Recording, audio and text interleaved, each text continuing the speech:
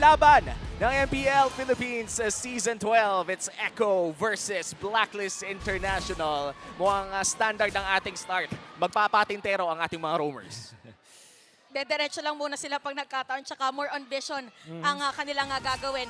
So again, for this one, yung mga instant kill is on the side of Blacklist International, having this kalitan. Na-miss natin si Haji na makita na naglalaro. Oo nga eh. Parang nostalgic, pero we're here. Yep. Tsaka hindi naman sa... parang nalulungkot din ako na nawala si Yue, syempre. Benched lang ngayon, pero syempre maglalaro din yan in the future. But still, nakakamiss na makita si Haji, no? Yep. Gusto ko i-take note na ang napili ditong mode ni Cartesi ay assassin mode. Nag-rupture siya. So, wow. And of course, yung kanyang kinuha dito yung scaling spray. So, gusto niya maging active talaga in the early stages. Nakita natin sa ISF na yung mga Martis players, hybrid sila kung maglaro. Meron pa nga nagba-multi-essence at nagka-tank build with the Martis. Pero ang choice ngayon ni Cartesi is to deal the damage. So parang nangyari dito kasi pinag-usapan natin kanina for the assassins or pagdating doon sa mas pinabilis ba yung Echo Express, pwede ito yung sagot nila through the changes sa kanilang mga emblem. So abangan, medyo slow start muna para sa ating mga koponan.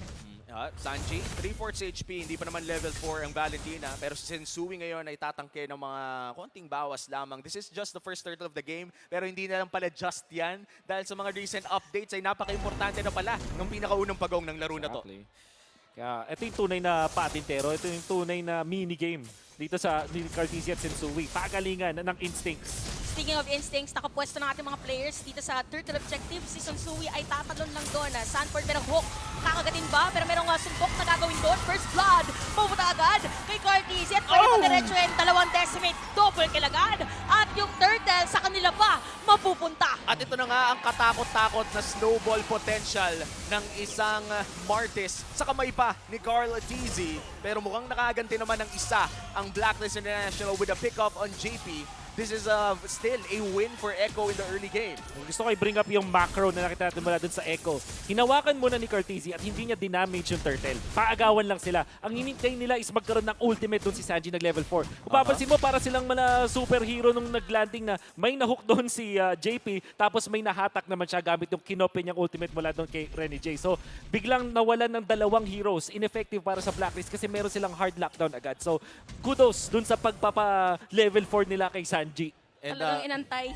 Talagang Echo ngayon, lamang na agad ng 1.5k gold lead. At yung turtle ay isang minuto pa naman bago lumabas. Right now though, ang tignan natin ay Blacklist International. Ano bang kailangan nilang hanapin dito? Dahil mukhang medyo nalugi sila sa Valentina pick in that early team fight. Alam mo, pagdating dito, kailangan lang nilang alagaan din si Oheb. Pero wait lang, Oh! meron na pagkakuha doon. Ito na yata inaantay, nabawi ng Blacklist International. Pero tagal bago namatay. Si Cartesi pa nga makakakuha ng kill. Pero may sabatan naman dito. Si Sensui, double kill for the Martis. Grabe na yung Martis. Ito na nga ang snowball na pinag-uusapan natin. 4-0 for the two-time world champion Wolf.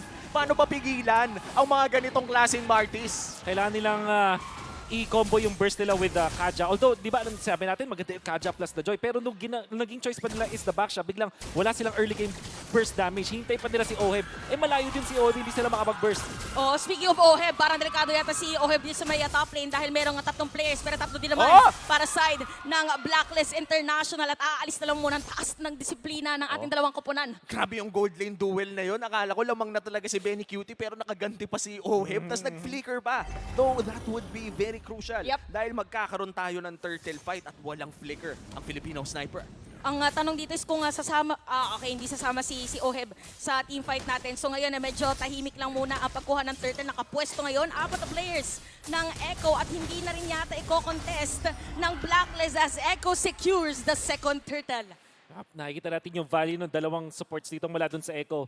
Specifically yung Franco, dahil nagiging threat talaga siya. Kumunat siya. Nung mga unang fights na nakita natin na meron siyang madaming assist, 4 assists, nagkaroon siya ng enough na goal para kumunat siya at this point. Tapos, etong si Sanji, always a threat dahil nakopya niya yung ultimate ni Renny J.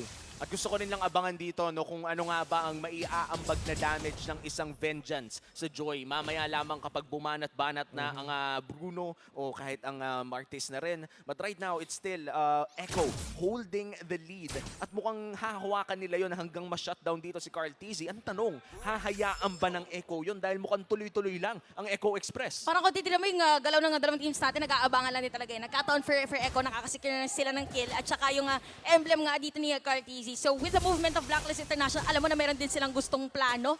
Pero parang hindi pa ito yung perfect time for them. Inaantay pa nila. Pero si Oheb, dito lang na flicker. Ginagkat pa nga, Daddy JP with that Bloody Hunt. Kaya naman unstoppable na Carl Tizzy. At mukhang darating na rin dito mga players ng Blacklist International. Mapipilitan na lumayo na lang muna. Ultra fast na pagkakagat doon sa top lane. Man, grabe yun.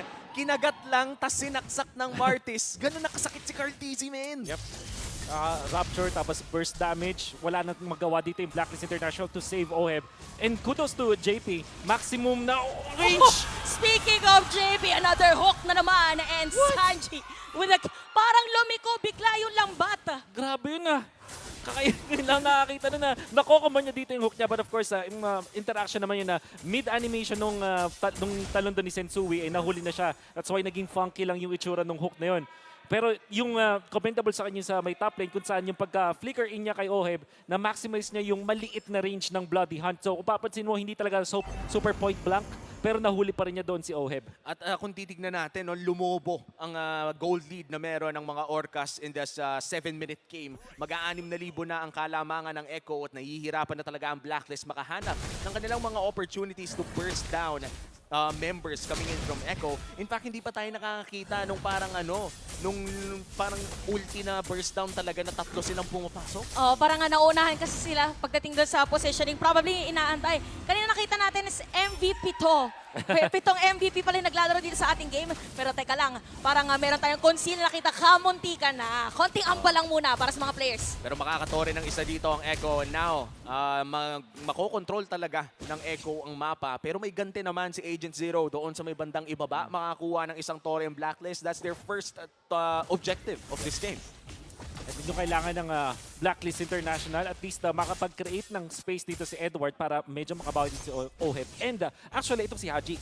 Important din as a mid laner, lalong-lalo na kapag kadita ka na maging source of damage na overwhelming na pwede kang mag-burst the mga heroes. Like for example, si Sanji, pati si Benny Cutie, ang dapat estado ng laro para sa kanila ay lagi silang takot kay Haji. But as it stands, dahil mas maganda yung vision ng Echo, hindi makahanap ng magandang diskarte si Haji. Oy! Ay, merong divine judgment na gagawin doon. Meron bang burst ang side ng Blacklist International? Hindi na lang muna dahil makakatakas pa nga dito. Edward is gonna be down. At ang sakit ng mga bola-bola coming in from the pole from Benny Cutie.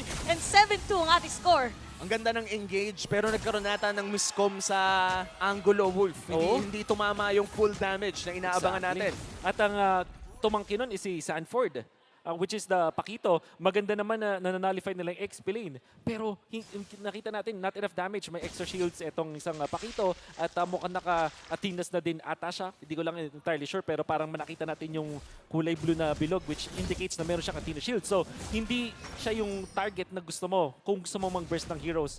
And yun yung kailangan i-self-correct dito ng Blacklist International. Tsaka parang no moment tayo, napansin natin for Blacklist International, somehow, na yung kalaban kasi nila nagdikit-dikit bigla. So parang yung damage na nahati. Kasi wala talaga silang single target dito na hero. So kaya din pala, nagkadya din and kadita yung lineup nila. So tingnan natin kung anong mangyayari dahil meron pa namang mas malalaking objective na pwedeng kuhanin. First Lord of the game is up na rin. Echo ang mauuna around that area. Pakiramdam kayo gigift na ng Blacklist International dahil madali naman tunawin ang level 1 Lord. But still, a Lord is a Lord at baka makakuha ng inhibitor turret ang Echo dito the moment that they're able to secure this. At libre na nga ata Wolf. This is the first Lord of the game going to Echo. Di nila kaya yung speed ni Carl Tizzy. Of course, nalunguan pa ni Benny Cutie. Immediately, papunta sa may gitna yung Echo. Dahil kung papansinin natin, gusto nilang pabilisin yung pag-clean nila ng mapa. Look at the minion wave. Hindi makahanap ng pagfa-farman itong sila Oheb, itong si Haji. Lagi silang magkasama, Oo lagi nga. silang nag-share ng mga resources, which is not that good. Ang pinaka nakakalabas lang sa kanila dito si Edward, at ang only reason is Joy kasi siya. So siya lang yung may karapatan. Parang Yung ito may yung ikot-ikot. ito yung mga scenario na hindi magandang kasabi ang hating kapatid eh. No? Oh, wag, Totoo, mga gantong totoo. moment, hindi. Kailangan ko unahin yung sarili ko. Oo. Kaso yun yung pinaka-safe. Tama, tama. Parang yun na rin lang ang choice ng Blacklist. Now Echo with almost a 10K gold lead Wow. marching in. May Lord pa doon sa may bandang itaas. Ano kayang pwedeng gawin ng Blacklist dito para makadepensa? For Blacklist, mabilis na kasi clear na mini-wave nila. So, probably ganun lang din naman yung gagawin. At pwede din nakuhanin muna si Sensui Lord, palilikuin. Pero tinan natin, meron ba hook? Okay, medyo wala tatama doon. Pero sa may top lane natin, meron din conceal si Renegade at successfully madedepensahan. Ito, tila na sinasabi natin, sakto Oheb ay makakakuha ng kill. Ito na inaantay nilang pa isa-isa at makakadepensa pa nga. Torres sa top lane, unti-untiin ng Echo, successfully masisira nila. At after nyan ay aalis na sila. One inhibitor down for Echo. Nakaisa naman ng Blacklist International, a crucial conceal play mula kay Renegade. But still, mission successful para sa Echo, makaisa ng inhibitor turret. Exactly. Dahil yung first Lord tapos nakakuha ka ng isang inhibitor turret, sobrang saya mo dun sa pangyayari na yun. And we can expect na yung Echo, control nila yung mapa afterwards. 80 seconds before the next Lord. At yung Lord na yun, meron na nung tinatawag na turret clash. Which is at least na tilang namin nalaman. Palaban na siya. Palaban na siya. Yun yung pangalan? Oh, turret clash. Exactly. Wow. Oh, ngayon ko lang din nalaman. Thank you so Oo. much sa Naggawa-gawa info. din lang ako ng Salamat. pangalan eh. Sabi ko, turret blessing. Ah, Turret pwede. blessing. Ito pala turret Minsan nga, clash. talon lang eh. Talon. May talon na. Tumalon na. Tama. Ay, hindi. Yun yung si Lord. Yung Ah, ano. sorry. yun. Ano yung pumuputok yung tore? Anong parang, pangalan? divine something defense eh. Wow. Meron na. Grabe ka Oo. talaga, idol. Oy. Kaya That is a wolf for you guys. iba. Hintayin natin yun maya-maya. Pero hindi pa kasi yun activated ngayon. Kaya naging madali para sa side ng Echo makapag-push doon sa may bandang itaas. Naku po. Hindi tatama ang knockout punch. Pero JP naghahanap ng flicker kaga!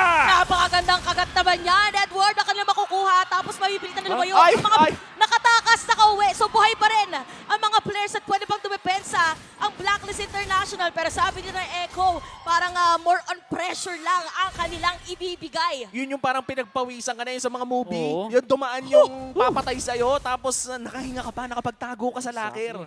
Ay, locker. Tama. Tama, laging sa mga horror movies. But I think si Sanford, baka naka-advance yung kanyang camera doon. Minsan yun yung nangyari. Kaya hindi niya nakita. Pero syempre, Ohebard, sobrang saya na nakataka siya doon. But overall, Blacklist International, hindi magganon kaganda. Nakikita na natin na hindi na ganun kakunat ito si Edward. Madali na siyang i-burst.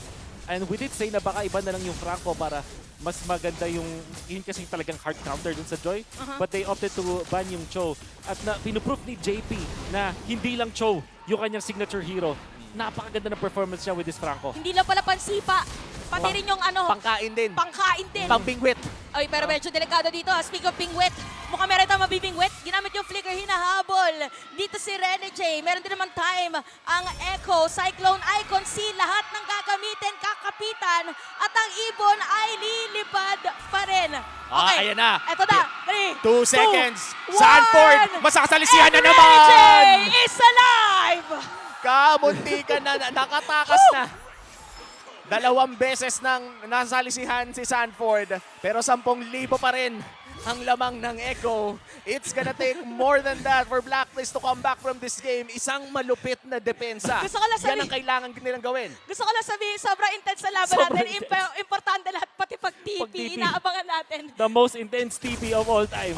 Kasi 4-5 yung humahabol sa'yo. Talaga importante. Speaking of importante, Naku po. meron namang hook para dito kay JP. Si Sensui yung magiging target nila. Ginamit na Aray! of the world. Tapos sarado mo pa with a decimate. Pero may bawi na din naman. Si Haji, the KDA machine, tries to defend their face. Pero sabi dito, ni Edward, papasok lang din with those electrifying beats. At ginamit na rin. Ay, ayun! Ayun Pero may lang! bawi, dumedepensa pa rin. Pero Base story, lock! mapupunta sa Echo. This winning moment is brought to you by our official